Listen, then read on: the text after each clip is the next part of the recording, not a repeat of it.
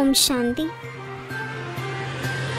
ತಮ್ಮ ಉನ್ನತಿಗಾಗಿ ಪ್ರತಿದಿನ ರಾತ್ರಿ ಮಲಗುವ ಮೊದಲು ತಮ್ಮ ಲೆಕ್ಕಪತ್ರವನ್ನು ನೋಡಿಕೊಳ್ಳಿ, ಪರಿಶೀಲನೆ ಮಾಡಿ. ಇಡೀ ದಿನದಲ್ಲಿ ನಾನು ಯಾರಿಗೂ ದುಃಖವನ್ನು ಕೊಡಲಿಲ್ಲವೇ? ಮಹಾನ್ ಸೌಭಾಗ್ಯಶಾಲಿಗಳು ಸ್ತ್ರೀ ಪುರುಷ ಜೊತೆಯಲ್ಲಿರುತ್ತಾ ಸಹೋದರ ಸಹೋದರಿಯಾಗಿರುತ್ತಾರೆ. ಸ್ತ್ರೀ ಪುರುಷರೆಂಬ ಭಾವವಿರುವುದಿಲ್ಲ, ಪಕ್ಕಾ ನಿಶ್ಚಯ ಬುದ್ಧಿಯವರಾಗಿರುತ್ತಾರೆ. ಮಲಗುವ ಸಮಯದಲ್ಲಿ ತಮ್ಮ ದಿನಚರಿಯನ್ನು ನೋಡಿಕೊಳ್ಳಿ, ಯಾರಿಗೂ ದುಃಖವನ್ನು ಕೊಡಲಿಲ್ಲವೇ ಮತ್ತು ಎಷ್ಟು ಸಮಯ ತಂದೆಯನ್ನು ನೆನಪು ಮಾಡಿದೆನು. ಮೂಲ ಮಾತೆ ಇದಾಗಿದೆ. ಈಗ ಹಿಂತಿರುಗಿ ಶಾಂತಿಧಾಮಕ್ಕೆ ಹೋಗಿ ನಂತರ ಹೊಸ ಪ್ರಪಂಚಕ್ಕೆ ಬರಬೇಕಾಗಿದೆ. ಇದಂತೂ ಹಳೆಯ ಪ್ರಪಂಚವಲ್ಲವೇ? ಯಾವಾಗ ತಂದೆಯು ಬರುವರು ಆಗಲೇ ಸ್ವರ್ಗದ ಬಾಗಿಲು ತೆರೆಯುವುದು. ಈಗ ಸಂಗಮ ಯುಗದಲ್ಲಿ ಪುರುಷೋತ್ತಮರಾಗಲು ಮತ್ತು ತೀರವನ್ನು ಸೇರಲು ನಾವೇ ಇಲ್ಲಿ ಕುಳಿತಿದ್ದೇವೆ. ಅಂದ ಮೇಲೆ ಹಳೆಯ ಕಲಿಯುಗಿ ಪ್ರಪಂಚದಿಂದ ಮನಸ್ಸನ್ನು ತೆಗೆಯಬೇಕಾಗಿದೆ. ಪರಸ್ಪರ ಸೇರಿ ಸಲಹೆ ತೆಗೆದುಕೊಂಡು ಮನುಷ್ಯರ ಜೀವನವನ್ನು ವಜ್ರ ಸಮಾನ ಮಾಡುವ ಸೇವೆಗಾಗಿ ಹೋರಾಡುತ್ತಾರೆ. ಇದರಲ್ಲಿ ಖರ್ಚಿನ ಯಾವುದೇ ಮಾತಿಲ್ಲ. ಕೇವಲ ವಜ್ರ ಸಮಾನರಾಗಲು ತಂದೆಯನ್ನು ನೆನಪು ಮಾಡಬೇಕಾಗಿದೆ. ಇಲ್ಲಿಯವರೆಗೆ ಎಷ್ಟು ವಿಕರ್ಮಗಳಾಗಿವೆ ಎಂದು ತಮ್ಮ ಲೆಕ್ಕಪತ್ರವನ್ನು ನೀಡುವುದರಿಂದ ತಿಳಿಯುತ್ತದೆ. ಯಾರು ಸೇವೆಯಲ್ಲಿ ತೊಡಗಿರುವರೋ ಅವರಿಗೆ ತಿಳಿಯುತ್ತದೆ. ಯಾವುದಾದರೂ ಗ್ರಹಚಾರವು ಕುಳಿತರೆ ನವರತ್ನಗಳ ಉಂಗುರವನ್ನು ಹಾಕುತ್ತಾರೆ. ಭಕ್ತಿ ಮಾರ್ಗದಲ್ಲಿ ಬಹಳಷ್ಟು ಮಂತ್ರಗಳನ್ನು ಕೊಡುತ್ತಾರೆ.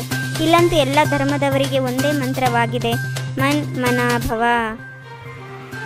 ಮಹಾನ್ ಸೌಭಾಗ್ಯಶಾಲಿ ಮಕ್ಕಳೇ, ನಾನು ವಿದ್ಯಾರ್ಥಿ, ಇವರು ವಿದ್ಯಾರ್ಥಿ ಅಂದಾಗ ಸಹೋದರರು ಬಹುಬೇಗನೆ ಅರ್ಥ ಮಾಡಿಕೊಳ್ಳುತ್ತೇವೆ. ಕರ್ಮಾತೀತ ಸ್ಥಿತಿಯನ್ನು ಹೊಂದುವುದರಲ್ಲಿ ಸಮಯ ಹಿಡಿಸುತ್ತದೆ. ನೀವು ಮಕ್ಕಳಲ್ಲಿ ಬಹಳ ಖುಷಿ ಇರಬೇಕು, ಯಾವುದೇ ಜಂಜಾಟವಿಲ್ಲ. ಈಗ ಚಕ್ರವು ಪೂರ್ಣವಾಗುತ್ತದೆ. ಹೇಗೆ ತಮ್ಮೊಂದಿಗೆ ತಾವು ಮಾತನಾಡಿಕೊಳ್ಳಬೇಕು. ಎಷ್ಟು ಮಾತನಾಡಿಕೊಳ್ಳುತ್ತಾ ಇರುತ್ತೀರೋ ಅಷ್ಟು ಹರ್ಷಿತರಾಗಿರುತ್ತೀರಿ. ಪ್ರತಿಯೊಬ್ಬರು ಸಂಕಲ್ಪವಿಡಬೇಕು, ಈಗ ನಾವು ತಂದೆಯಿಂದ ರಾಜ್ಯಭಾಗ್ಯವನ್ನು ತೆಗೆದುಕೊಂಡೇ ತೀರುತ್ತೇವೆ. ಮತ್ತೆ ಚಲನೆಯೂ ಸಹ ಅದೇ ರೀತಿ ಇರುತ್ತದೆ. ಒಂದು ವೇಳೆ ಶ್ರೀಮತದಂತೆ ನಡೆಯದಿದ್ದರೆ ಶ್ರೇಷ್ಠ ಪದವಿಯನ್ನು ಪಡೆಯುವುದಿಲ್ಲ. ಈಗ ತೇರ್ಗಡೆಯಾಗಲಿಲ್ಲವೆಂದರೆ ಕಲ್ಪಾಂತರವೂ ಆಗುವುದಿಲ್ಲ.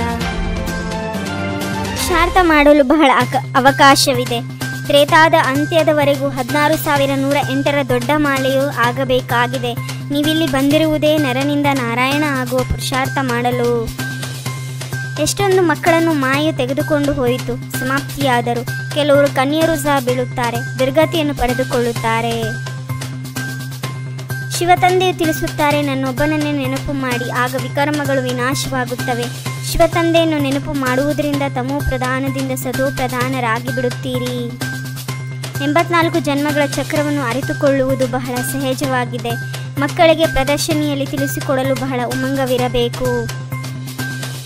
ವೈಕುಂಠದಲ್ಲಿ ಹೋಗುವ ಮಾತು 1 ಸೆಕೆಂಡ್ನಲ್ಲಿ ತಿಳಿದುಕೊಳ್ಳುವ ಮಾತಾಗಿದೆ. ತಂದೆ ತಿಳಿಸುತ್ತಾರೆ, ತಮೋ ಪ್ರಧಾನರಂತೂ ವೈಕುಂಠದಲ್ಲಿ ಹೋಗಲು ಸಾಧ್ಯವಿಲ್ಲ. ಇಡೀ ದಿನ ಬಾಯಿಂದ ಬಾಬಾ ಬಾಬಾ ಎಂದು ಬರುತ್ತಿರಲು ಕೊನೆ ಪಕ್ಷ ಪ್ರದರ್ಶನಿ ಇತ್ಯಾದಿಗಳಲ್ಲಿ ತಿಳಿಸಿಕೊಡುವ ಸಮಯದಲ್ಲಿ ಸಾವಿರಾರು ಬಾರಿ ಬಾಬಾ ಬಾಬಾ ಎನ್ನಿರಿ. ಪ್ರತಿ ಸೆಕೆಂಡ್ ಮತ್ತು ಸಂಕಲ್ಪವನ್ನು ಅಮೂಲ್ಯ ವಿಧಿಯಿಂದ ಉಪಯೋಗಿಸುವಂತಹ ಅಮೂಲ್ಯ ರತ್ನಾಭವ. ಯಾರು ಸದಾ ಯೋಗಯುಕ್ತರಾಗಿರುತ್ತಾರೆಯೋ ಅವರೇ ಸಯೋಗದ ಅನುಭವ ಮಾಡುತ್ತಾ ವಿಜಯಿಯಾಗುವರು. ಓಂ ಶಾಂತಿ.